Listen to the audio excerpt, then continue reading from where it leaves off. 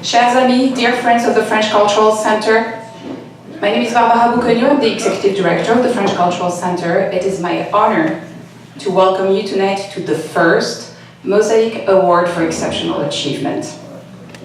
For those of you who are not familiar with the French Cultural Center, we have been in existence since 1945, and we offer French classes, of course, bien sûr, a variety of cultural events throughout the year, and we are the second largest private library of French books in the United States.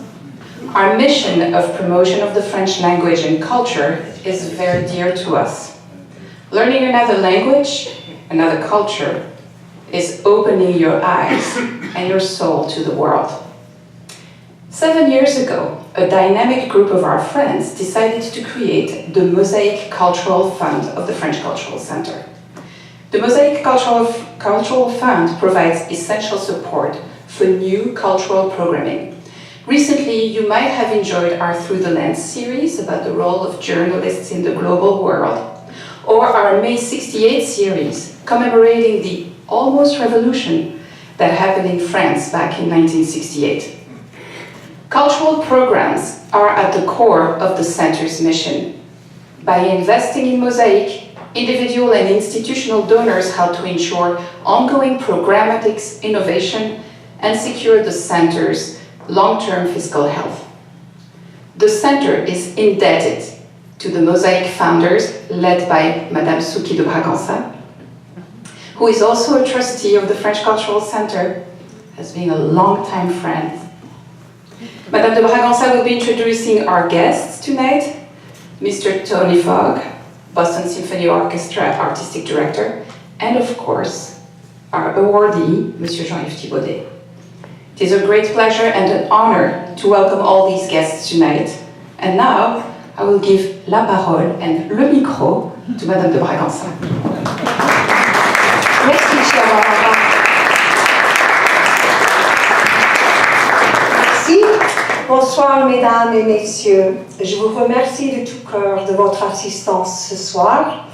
It is to my utmost delight that I see so many marvelous friends and supporters of the French Cultural Center here before me, and am able to welcome this evening our esteemed guests, Monsieur Jean-Yves Thibaudet and Mr. Tony Fogg, in collaboration with the Boston Symphony Orchestra. We are especially happy to recognize Mr. Mark Volpe, the Managing Director of our symphony. Thank you for being with us.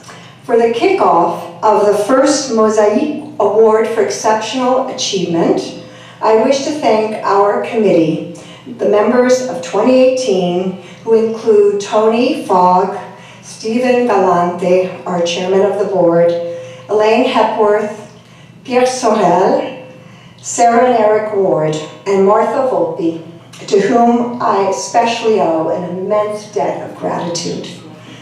Our committee has been an inspiration and a tremendous help to the staff and to myself through this completely pleasurable process. Merci. BSO Artistic Director Tony Fogg has most kindly acquiesced to commence our event with a Q&A with our honoree, Monsieur Thibaudet. Tony was born in Australia and trained as a pianist at the Brazilian Academy of Music in Sao Paulo and at the University of Sydney. His career encompasses art administration and performance, both strongly focused on contemporary composers. In 1994, Tony came to the US to assume the position of artistic administrator of the BSO. He works closely with BSO music director Andres Nelsons on the planning of all performances by the orchestra, as well as with the Tanglewood Music Festival, where he is deeply committed to the training program for young composers. He works closely with leading conductors and soloists of today and has been responsible for realizing a number of significant commissions and first performances by the BSO. As a pianist in his own right, he has appeared and recorded with countless orchestras in Australia and performs regularly in the field of chamber music with members of the Boston Symphony. In 2007, Tony became an American citizen and was recently made a Chevalier dans l'Ordre des Arts et des Lettres by the French government for services rendered to French culture and music. Bravo. I will reserve an introduction of tonight's honoree until just prior to the awards ceremony. Gentlemen, messieurs, would you kindly share now a few insights about Monsieur Thibaudet's career with us? Next.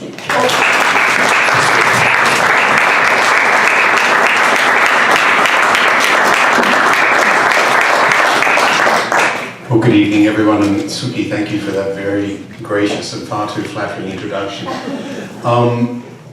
Not only is Jean-Yves receiving the award for exceptional artistry, but he's also been an exceptional friend of mine now for almost 30 years. I remember meeting this long-haired, dashing young man in New York. He had long hair, I had hair. But we've had the great pleasure of working together professionally, and our friendship has remained ever since. But I'm so happy to be here tonight in this place with one of the finest exemplars of French pianism, and this of course very much speaks to the great French tradition that the Boston Symphony has shown over so many years, starting really I think most manifestly with Pierre Monteux, and then through the periods with, to a certain degree, Sergei Koussevitzky and Charles Munch and so forth. And Charles and Jean-Yves made his debut with us playing a piece that is a little out of fashion nowadays, but was very much one of the works which exemplified the BSO's commitment to that particular repertoire, and that was the Symphony on a French Mountain Air by Vincent Dandy. But Jean-Yves, could we perhaps dive in and talk a bit about what you hear as the French tradition of the BSO, if there is such a thing, and about, is there a French style of piano playing? It's two very big questions. I'm very happy to be here tonight. Very happy to be many times in Boston this season. This is a special privilege to be in residence with the orchestra. It means a lot to me, and it's been so far absolutely wonderful. Now, I think as far as, I'll start with the piano part, but that's the one that I'm used to speak about more often than the orchestra. It's difficult. I think times have changed. I think there used to be a lot of very specific schools, or the Russian school of piano, the German school, the French school, the American school. But I think with time, and especially now with the globalization and with all the elements that we have, all the social media and all the YouTube, you can so easily research everything now, and people travel so easily also. So I think now we might have lost a little bit of that, because we have French teacher in Tokyo, German teacher in Moscow. I mean, people travel, student travel, also teacher travel. So maybe it's not so distinctive anymore. If there is one, if there's anything left of the French school, I would say all the word that come to my mind would be, I think, a certain clarity in the playing. Before even that, I would say colors. It sounds like diamonds, right? All the C colors, clarity. But in colors, I think very important. I think we're very concerned about, I think, the beauty of the sound, the quality of the sound, and then the clarity of the playing.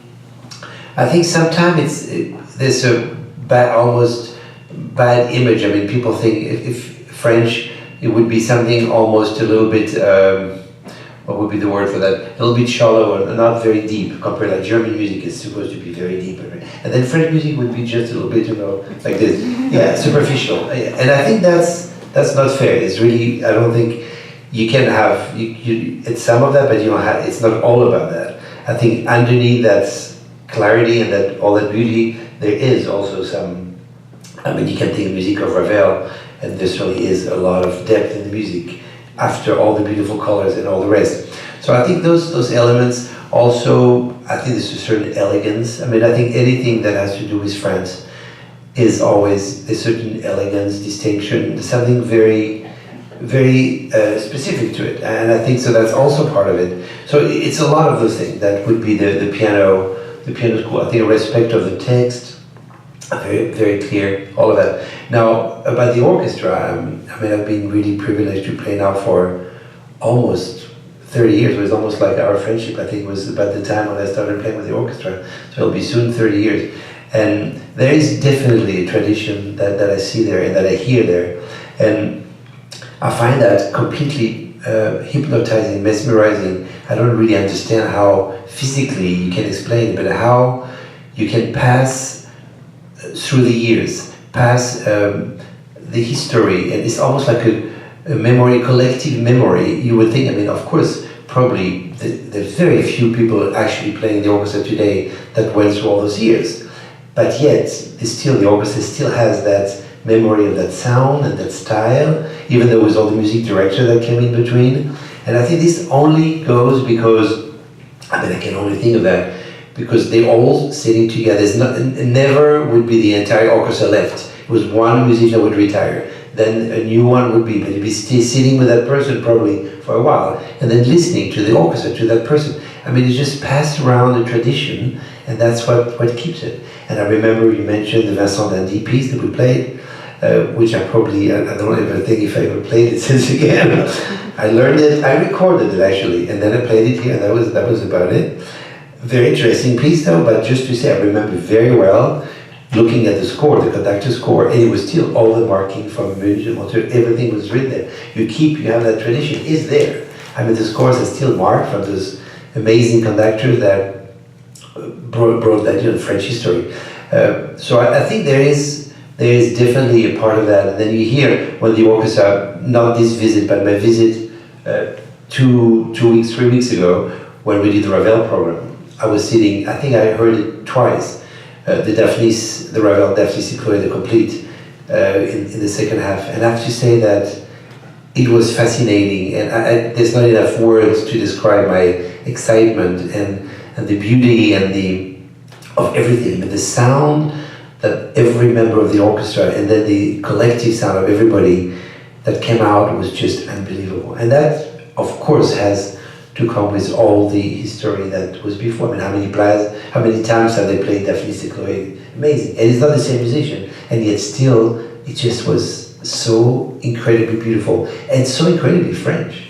It really was very French. So there's a real fantastic relation, and I think also link on a lot of way.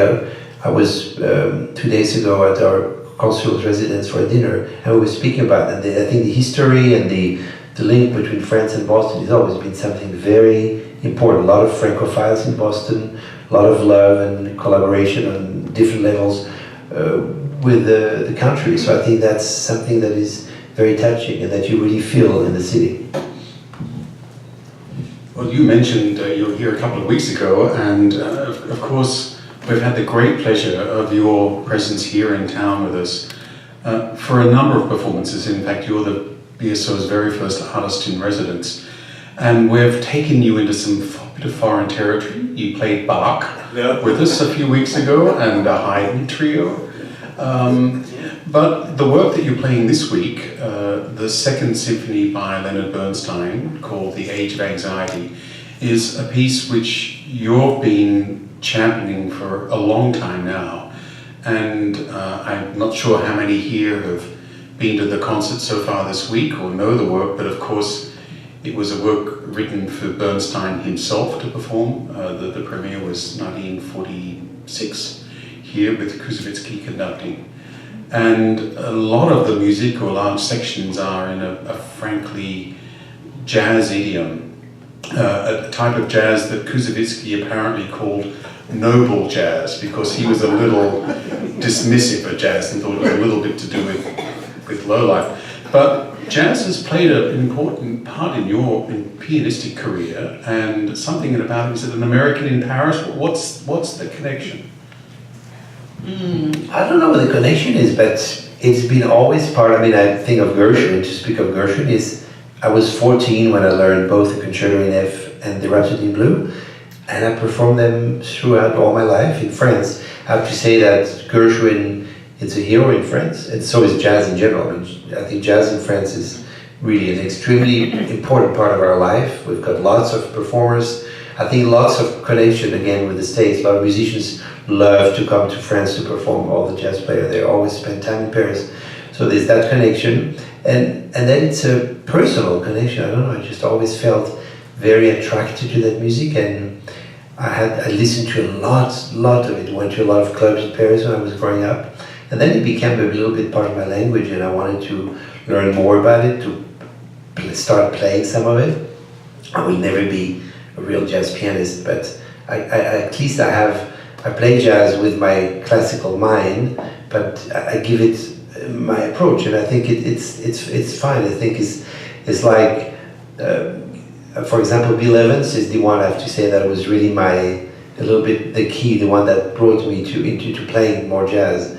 I never heard him live, unfortunately, but I think I've listened to probably just about everything that exists that he recorded, and I was given something that even very rare when I did that album. We discovered some old thing that never came out, and I was fascinated by actually the connection there was between his world and my world. I mean, speaking of colors, the way he played the piano is very unique, very different than a lot of other jazz players, and his language, the way when he wrote his chords, is very close to, I think, Debussy, Ravel, Satie, and all of that period is very close. And in fact, he was classically trained himself, and he played a lot from Bach to Debussy and Ravel. He learned all this music. Apparently at home he was playing a lot of classical music. So that was a bit my approach, and I did 2 albums of jazz. First one was Bill Evans, and the second one Duke Ellington. And I think, to come back now to the Bernstein, I think it would be impossible to understand and to perform that piece. I mean, I was speaking especially the Mask, the last part that is the jazzy part, if you don't know jazz. I mean, you can play the notes, they're pretty well written, the score, but there's still this a little something, a little feel that you have to have for it, with the rhythmic, the accents, even just that famous swing that you can't really write on the score. It's not a triplet and it's not a 16th, it's in between. So you can't explain that, you just have to feel it. So all of that isn't there because, of course, Bernstein was a genius in every way, and then he could perform anything. I think you need to understand that idiom if you play the piece, otherwise you would miss a little bit of that element. So I love the piece. You're right, I've performed it quite a lot. I think now we're approaching 50. I think this week will be 47 or 48 time that I've performed it in the last 20 years or so, I think that I perform it. And I think I love the piece more and more every single time. It's incredible. It grows on you, and you hear and understand more things every time you play it. And also the beautiful relation with the poem, which of course, ode and poem is, I think, what really inspired Bernstein. I think he wrote it so quickly after the poem came out. He must have been so inspired by that piece that he wanted immediately to write that piece. I remember when I started learning it, I was told, you should really read the poem. And in France, a poem is usually 1 page, 2 pages. I mean, it's a poem. We memorize them. And I went to a bookstore in Paris trying to find. Well, it's wonderful, actually. Bookstore where you can buy English books, and I found it there. But it's like 200, 300 pages, that poem. So I said, I don't know the poem, but I read it. And it is an amazing piece. Another thing with this orchestra is there's so many pieces that become part of our repertoire, and then you realize that they were commissioned and premiered in Boston. Another one is the Tuangalila that I play very often, and I mean the connection with this orchestra is incredible. Well, apart from the wonderful standard core works, I'm always amazed how you're reinventing yourself and finding new collaborators. And one of the areas that you've been involved with on and off over the last few years has been film, and you've recorded and been involved in the creation of scores for several important Hollywood films. I'm sure our guests would love to hear a little bit about that side of your work. Absolutely. I'm very proudly living in Los Angeles now, so I'm in Angelino for 20 years or more. I still have my house in Paris, I still have a French passport, but I'm resident, it's my primary residence, and I love it there. So automatically I've been drawn to the film world, the film industry. I think we're all fascinated by it somehow. But I always have to say I was approached the first time probably 10 or 15 years ago by a composer, marvelous composer called Dario Marianelli, who asked, through my record company, asked to meet me, and he said he was writing the score for a new Pride and Prejudice movie that Joe Wright was going to be directing, and he said he absolutely wanted me to play it. He said, none of it's possible, but I want you to play on my movie. And I didn't know much about it, so he showed me, explained it to me, he showed me some of his music he had written, and I thought it was beautiful. It was such a great idea for me to do something different and to try to work with him, so I said yes. And then we started working on the score, and then we recorded it, and then I discovered that it was a completely new challenge in my life, because it's a completely different way of working. Usually I learn a score, so I don't have to worry about anything. I mean, the most would be, okay, so it's written after a book, like the Bernstein, okay, you have to know a bit about the book. But still, when you perform, you just play it the way you want to play it. You're in control of all your interpretation and your feelings. And now when you perform for a movie, you suddenly become really the slave. And I say that not in a pejorative way. I mean, it's beautiful. You have the service of the movie, the story, but even more than that, of every image, every single moment that happens. And when we record the music, we actually have a monitor that not only has the movie that is good, but we have clicks. They're like big white lines that come rhythmically, and you have to follow them. So it's like playing, being completely, I mean, you think you can't have at the beginning any liberty that you think, how am I going to do that? And then you realize that in between all of that, you can still find your own way, because you can go in between, as long as you eventually meet again the next white click that comes down. I mean, it's quite fascinating. It's very disturbing at the beginning, because you're not used to that, to have that carcan around you. You just want to take time if you want somewhere, but here you can't, you have to follow the story. And I learned to really, really enjoy doing that, because I find that, I think the music, first of all, is probably 50% of a movie. When you watch a movie, I've watched all those movies without the music, and then we add it, and it's incredible. It's almost like it's like seeing a silent movie, and almost, I mean, the music is so important. It brings that amazing next level to it. And when we work on that, it's what we do. We sometimes do 17, 25 takes of the same 1 minute, 2 minutes, until it works, not only time-wise, but emotionally as well. And when you know that you have that moment and that it works completely with the film and the image, it is so moving and so wonderful, such a rewarding moment. And the director, the great ones, always are there, and they comment, you say, don't do it again. Remember at that moment, you know, the little boy is there opening the door, and you see, I mean, there's something there. And you say, no, I didn't really feel that emotion. And you do it again, and then suddenly it happens, and then you put it together with the image, and it's magical. It really is magical. And a lot of those composers are absolutely great composers. I don't like that idea of sometime. I think Boston is different, because you've been lucky to have Mr. Williams come here enough time that you know that composers are geniuses from that world as well. But a lot of people look at composers from the movies like a bit second-class citizen. You know, you have the great composers, and then you have the movies. They write the score for the movies, so they're good composers, but it's not quite the same, and that's ridiculous. I mean, all those guys are just so amazing. I mean, they're just some of the most important composers of our time, just as much as the other composers. And also, when you think of it, there's an incredible relation in the past, the link between the classical music and the music of the movies was much more important than it is now. I mean, all the composers, think of Shostakovich, Prokofiev, Korngold, I mean, everybody wrote for the movies. There was nothing wrong with writing for the movies. And I think now we don't have enough of that collaboration, and I'm all for it. And I always say it, and I want to do more of the scores. So I've done Pride and Prejudice, I think is probably the one that was the most popular. I've done another one called Atonement with the same group, with Dario Marianelli, again, Joe Wright directed. Joe Wright, by the way, is, you might not be familiar with his name, but he's the one who directed Darkest Hour this year. He's a really, really wonderful director. Then I worked with Alexandre Desplat, of course, who is one of our great French composers. He's done so many great movies. He won a second Oscar this year for The Shape of Water.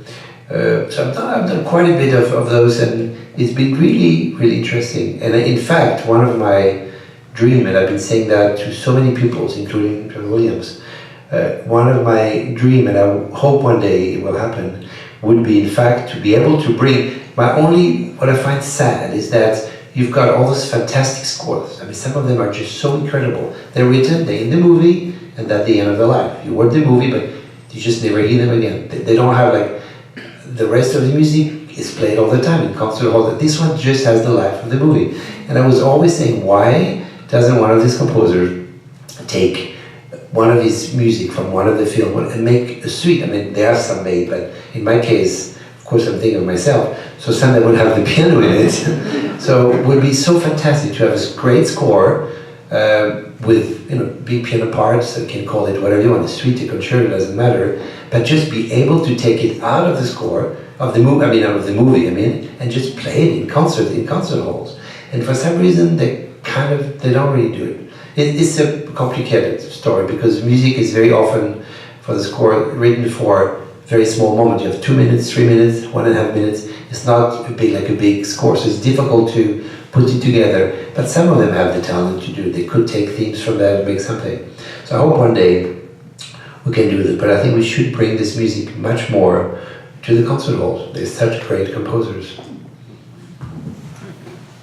We might take a couple of questions from the floor if there are any. I have one other question, but we'll get to that later.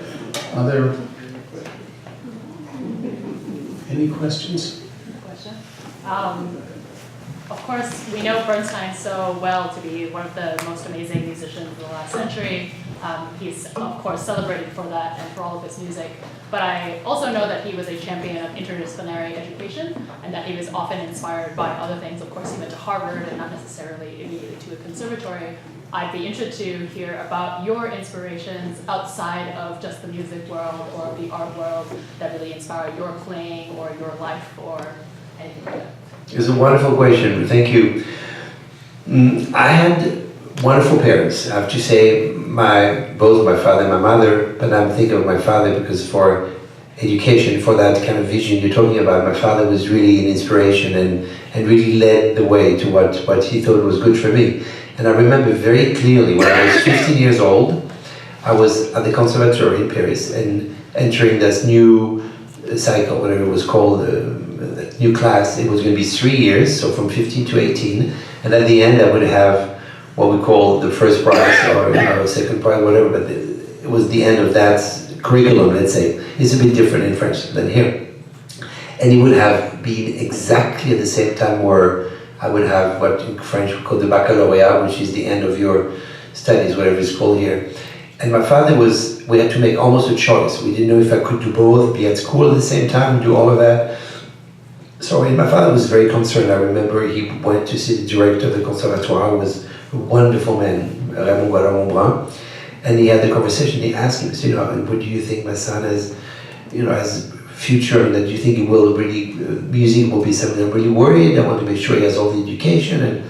And the director said, of course we can never guarantee, but he said, we think he really is talented, he should really do well.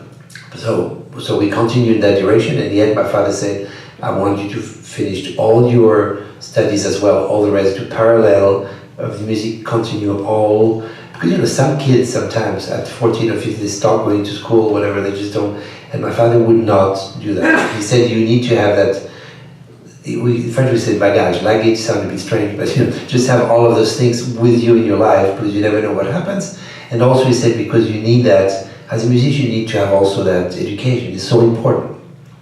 So I went to all my classes, finished that, then went to university and did all of that in parallel with, which was a lot, it was a tremendous amount of work, but I'm so grateful to him now. And I think you cannot be a musician or an artist or a human being in general without having education and culture and everything that comes with it. And it's a big problem of sometimes, now I'm myself now from the other side of the field, I'm also now interested in education. I'm in resident at the Colburn School in Los Angeles, which is a wonderful school, And I get more and more involved with that, and I love teaching. I find it very rewarding. And one of my real sadness very often is that I see some of those kids have absolutely they don't read, they have no knowledge, they know about the piano or whatever, fine, but they just are not interested in anything else. They don't know about painters, they don't know, and I find that so sad. And you cannot be a consummate artist, and you cannot perform, you cannot be inspired, you cannot understand if you don't know about all those other forms of art, for example. It's terribly important. And people like Bernstein, unfortunately, were very rare human beings. There were not too many of those, but it's an inspiration. And my teachers were wonderful too. And I remember Aldo Ciccolini was my main teacher at the conservatory.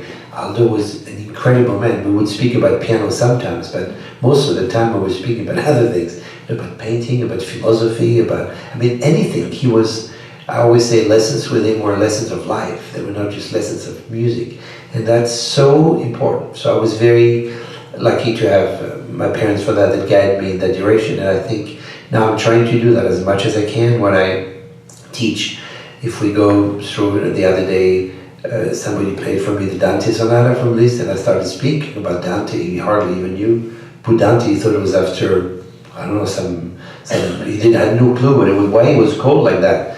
And for me that was frightening. I had to explain to him, and I didn't ask him to read the entire book, but at least know about it a little bit, or know about the life of Liszt. Is so fascinating, all the things that happened, or what happened around that time. I think this is very, very important. So education is one of the most important things on this planet, and I hope it will be always something that's given to the children, because without education there's no humanity, I think, really. And music is part of that education, by the way. One more question. Yeah, so it's a two-pronged question. So I imagine you don't have a lot of free time, but what is it that you enjoy doing in your free time that has nothing to do with music? And the second part of my question is, to my great sadness, you said you've been living in Los Angeles for 20 years, so what is the one thing that would make you jump on the plane and cross the Atlantic to go back? Well, first of all, I jump on the plane every other day, and I go to friends all the time, so don't worry too much. I still have, I just feel like I live there. When I said I live there, my life is different than most, people. When I say I live there, it means I'm there sometime for 48 hours or sometime a week. But it's a lot for me. What I mean is just I choose, if I have a week, I choose to be there and not in Paris like I did in the past, because it's where I just feel it's where my home is. It's really my home. But it doesn't mean I don't like Paris, I don't like France anymore. Now, so the second half of your question, again, think there's certain thing that even 20 years ago, when I started living, before LA, I lived in New York for another 12 years. So it's been 30 years that I'm in the States a lot. There used to be things that we could not get here. I'm thinking of very particular, like cheese, for example.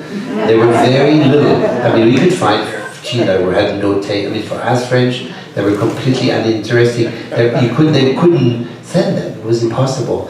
Lots of practical things like that. Now you can find just about everything. Yeah. They import everything, they fly them, they're chefs, they do, so you can always find everything. So you cannot complain about that anymore. But this being said, there's still things that are, even they can fly them out and bring them here as much as they want. It's still not the same when you taste them in Paris than when you taste them over here. For some reason, they taste differently. It's like Italian coffee, it just doesn't taste, only in Italy tastes like that. The espresso doesn't taste like it anywhere else in the world. But it's also the beauty. It's also beauty of Europe in general. And Paris, of course, in particular. The history, you're like in Boston, as you see, that lots of history. But a lot of the States is very young compared to Europe, of course. So all of that you could miss. But as I said, I feel very privileged because I can go back and forth all the time. So I don't have to think of that horrible dilemma. If somebody was asking me, you have to choose one or the other, it was like, I could never do that, so I don't have to. I'm lucky enough that I can have both worlds. Now, the first half of the question, well, there's lots of things. Beside, in the art world, first of all, beside music, I think every form of art I'm interested. Really every, because I think they're all connected, and I'm just a very curious person, so that's something that's always very important for me. I go to museums a lot. I love to watch movies. I love to read, of course. I mean, there's so many things that I'm interested in. Now, beside all of that, of course, there's a lot of other things. I have to say, without sounding like an alcoholic, that wine is a passion in my life. Just because I'm French, maybe, but also because my father was from Burgundy. He was born in Burgundy in a little village where we still have our house, the family house. And I grew up almost every weekend. I was in Lyon, but every weekend we'd go there in the summer vacation. And I really grew up with being friends with all the winemakers and the vineyards, and it was really a part of our life. And my father had a real incredible respect, and I mean, the wine was something, and wine is something that is quite beautiful when you think of it. It's got a certain, when you is just coming from the earth, that you can, from the earth it grows, and then you have the grape, and then you make the wine. It's something that is quite amazing, and then some of those are so extraordinary. It's like a gift from God, really. And it was something really touching about it, and I grew up really loving that and knowing how to appreciate it. And I became a little bit, I won't say an expert, but it became something very interesting. So that's a part of my life, and also traveling so much, I'm interested in wine from all over the world. Of course, I think our wines are the best, there's no discussion about it, but I'm still happy to try other wines. No, there are some wonderful wines now all over the world. The States being one of the places. I mean, California produces some great wine, Oregon too. It's really interesting, so I always like to try them. I like driving, I love cars. It's not so much fun anymore because the speed limits is everywhere, besides Germany. So I love to go on tour in Germany because I can drive there. But I do love cars. I was going to say, I have to say that I do love fashion. Fashion has been also something I was fascinated since I was a kid. I always knew exactly what I wanted to wear. I remember going with my mother to the shop for my first concert when I was 11, my first recital in Lyon, and she said, we have to go and buy you something, and we went to the shop, and before anybody could say anything, I already had picked the jacket I wanted, the pants, the shirt, the bow tie. I knew exactly what I wanted. And I've been always fascinated by the fashion industry, and I think the great designers are artists. It's a form, it's a form of art as well. Some of those are so visionary, so creative, and they really produce some of the most beautiful things, and so that's something I'm very interested to, and so many other things, I don't know. Must say, those of us who hang out with you a little bit always feel like the frumpy country cousins. Yes.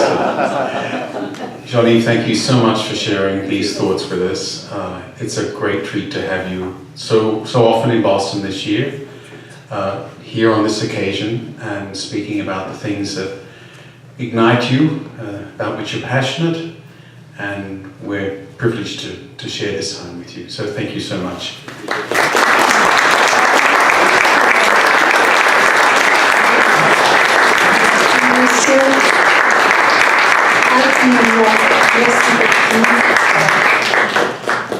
Next time we'll do it in French, Tony. So, I must say, this is an immense privilege to have had these revelations that you've shared with us. I think we'll always listen to you on the stage in a different way because of what you shared just now with us. And thank you, Tony, for your major role as well in facilitating this. I would love now to introduce to you the chairman of our board, distinguished Stephen Galante. I may stay here because we're going to gently, after your comments, on va chanter ensemble. Well, thank you very much. The idea for the French Cultural Center to give a recognition award evolved over time. Several members of our board of trustees, and I'll mention two of them, Suki Braganza and Eric Ward, urged us to create an award to demonstrate that we here at the center take seriously the values that we associate with France and with its culture and its history. What are those values? They can be expressed in a variety of ways: freedom of thought and expression, equality and respect for human dignity, a commitment to the social bond that unites all of humanity. However, the concept of French value that always leads to my mind, personally, it's a deep understanding and appreciation of the complexities of the human spirit.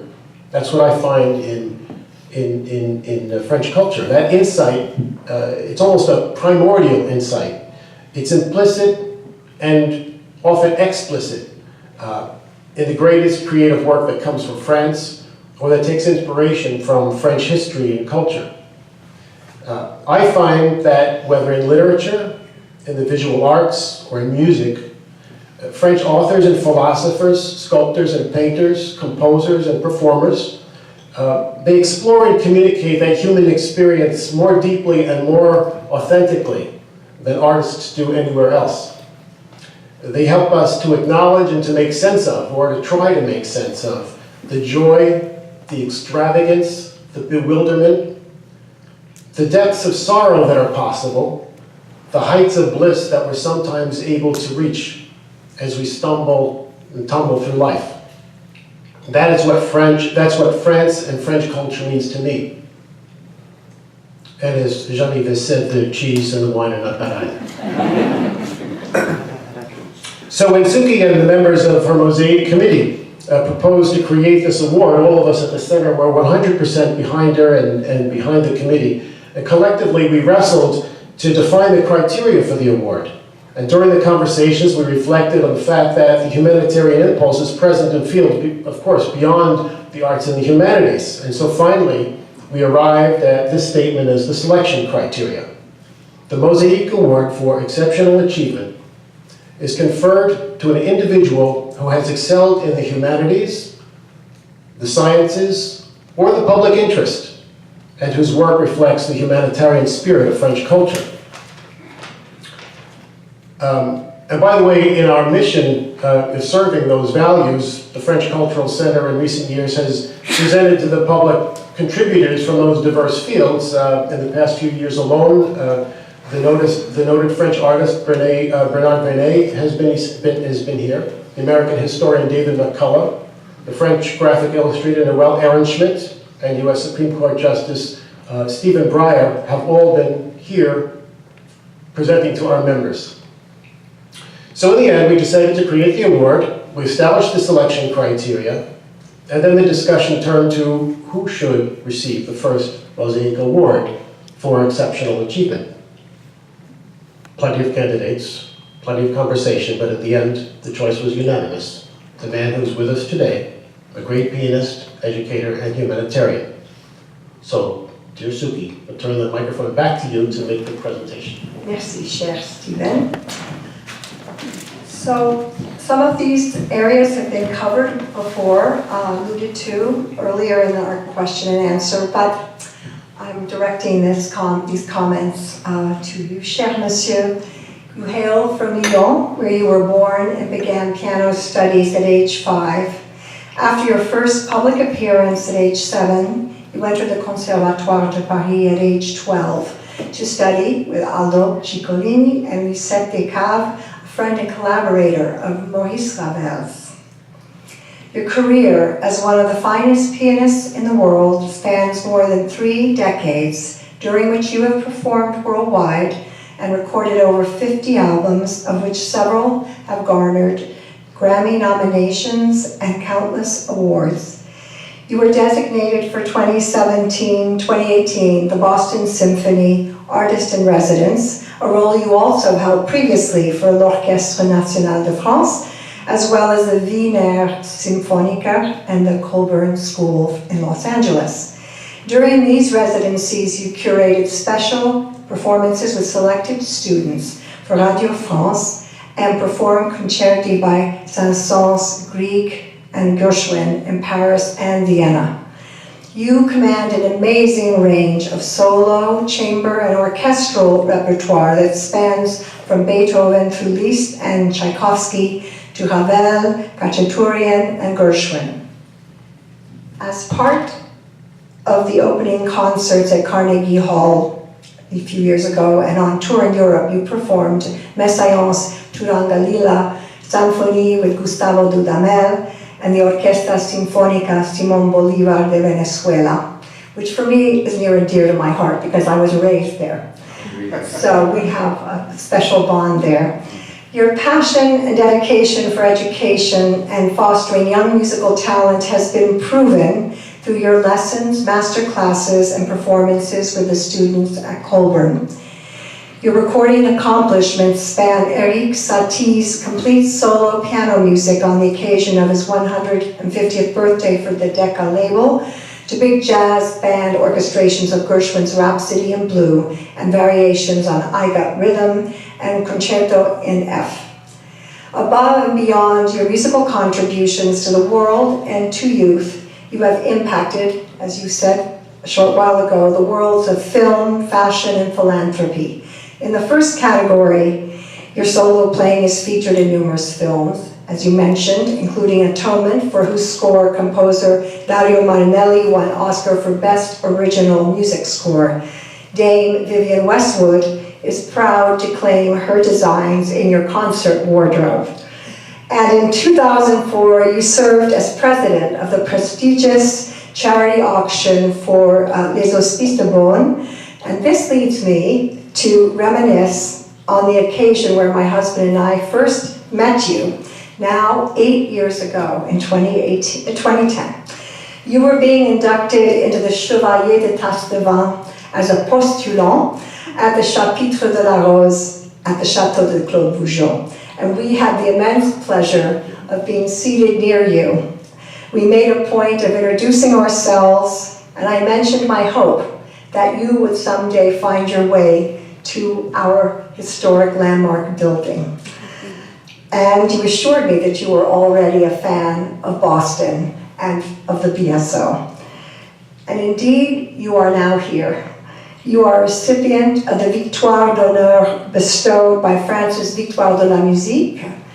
The French government has conferred on you l'Officier dans l'Ordre des Arts et des Lettres. And now, I need to have Stephen return. And would you also join me, please, Monsieur Thibaudet? Now we have the tremendous pleasure of giving you the first award, the Mosaïque Award for Exceptional Achievement for 2018. Thank you. Bottom line.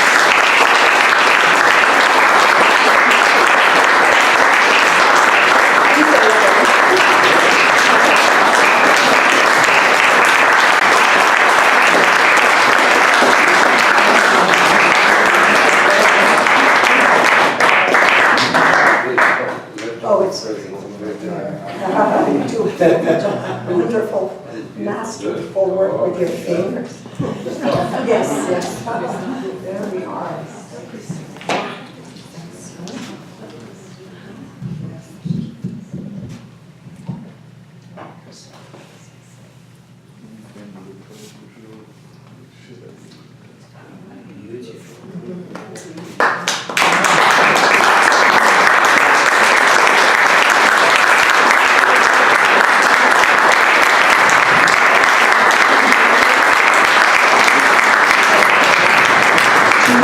Jean-Yves Thibaudet, the Mosaïque Award for Exceptional Achievement on March 23rd, 2018, French Cultural Center, Boston. And on the back side, you will see Mosaïque with our special logo, which represents all of arts and culture coming together. I think I've spoken enough for tonight, but I just want to thank you. This means a lot to me. It's very touching, it's very moving, and thank you for making me the first recipient of this award. And it's very beautiful, and it will add to my collection of emotions from Boston, from the symphony. Now I have this one as well. Thank you very much.